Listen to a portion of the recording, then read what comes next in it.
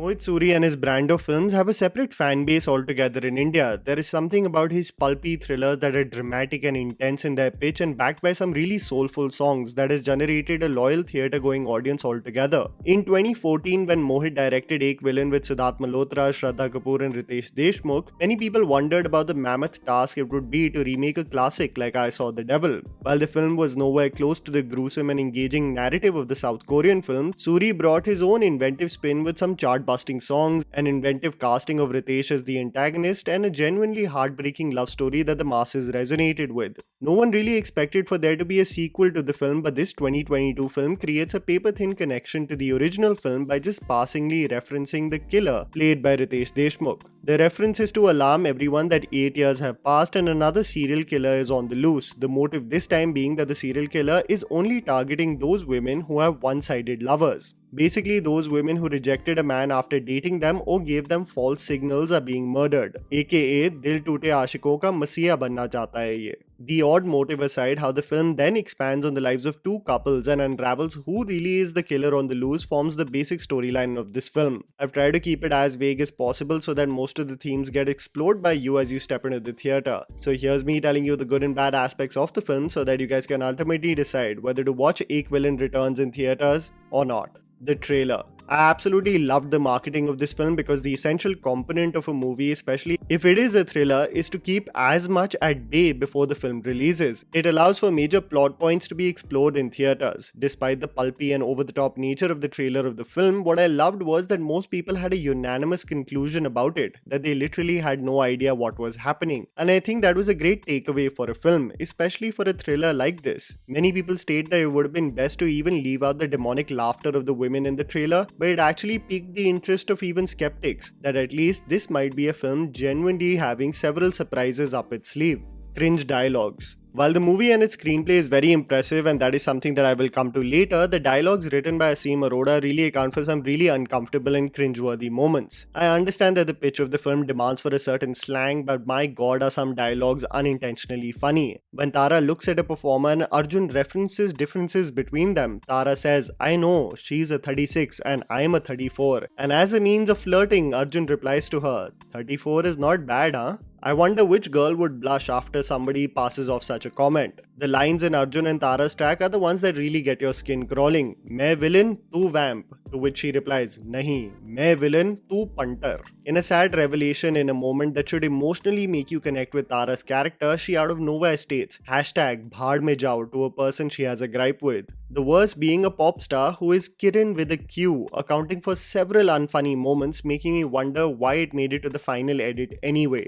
Disha and her character also doesn't lose out on some moments, saying, "Sex ladke ne kiya to hero, sex ladki ne kiya to zero."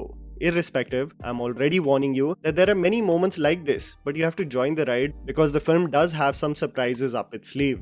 The music. I don't know what it is about Mohit Suri films, but they have the ability to really produce some memorable music. Whether it be Ek Villain, Half Girlfriend, Hamari Adhuri Kahani or Malang, all of these movies, despite their range of quality in terms of storytelling, have boasted of some beautiful music. While the music album of Ek Villain Returns comes nowhere close to the 2014 album composed by Ankit Tiwari and Mithun, you would be lying to yourself if you did not put Dil or Na Tere Bin on repeat this week. These two numbers hands down have to be my favorites from the album. I can't say the same for Tara lending her vocals for Shamat, but you're bound to have some duds along the way as well. This is another case for the audience begging and pleading creators to put the effort to produce original music, and the reactions of audiences will always be positive to a project that actually works towards creating something new.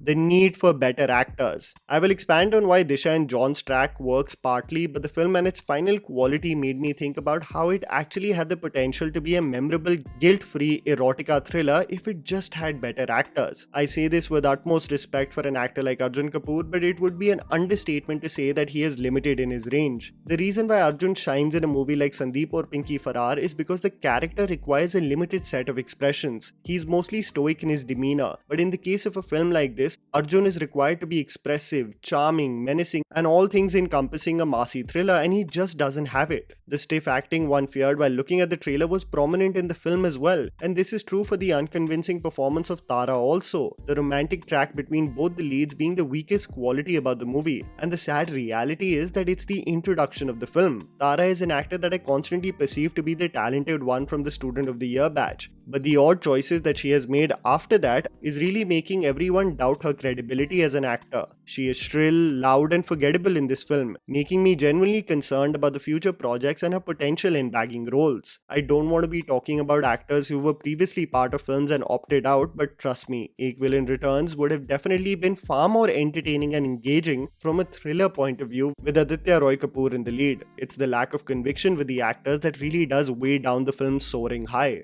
Screenplay and actors who shine. The best part about the film is the ability of Mohit Suri from a screenplay perspective to throw you off. Several times you will see the film and wonder that a lot of the sequences don't make sense, the motivations seem frivolous, almost to the point of being absurd, but then Mohit through his interesting direction brings a sense of clarity in his script. See, the film is pulpy, guilt-free thriller erotica, so it's bound to have tropes and cliches. But how you work around those same features is where you stand out, and I think for how Mohit weaves the conclusion, accounting for a very interesting climax by the way, it's something worth praising. John Abraham and Disha Patani's track is the only part of the film that has some emotional gravitas, really accounting for the only heartfelt moments from the film. I can't really expand on their motivations, but you can see a different side of both the actors through this movie, who really are the highlights in terms of performances in the film. The action and its choreography is lackluster at best, only really shining in a very well executed sequence as John gets cornered in a car. Kudos also to John to say yes to such a dark and interesting role. Many stars are not really willing to go out of the limb to portray characters with such shades and motivations. You have to understand the kind of genre of film you're stepping in for with Equivalent Returns, and when you do invest yourself in this genre, you want it to excite and engage you. Be invested in the uncovering of the case, but the film only does so partially, making it nothing but an average fare. The screenplay really does need another mention of how it skillfully uncovers a very well executed climax. But again, I have to further reiterate that better actors could have actually made this film even more interesting and worth everyone's time in theaters. And that was the video, guys. Write down in the comments below what you thought about the movie. Please don't forget to follow me on Instagram, the handle's right in front of you. Follow me at JammyPants4. Also, please support us by smashing the like button and subscribing to our channel for weekly content ahead. Thank you for watching.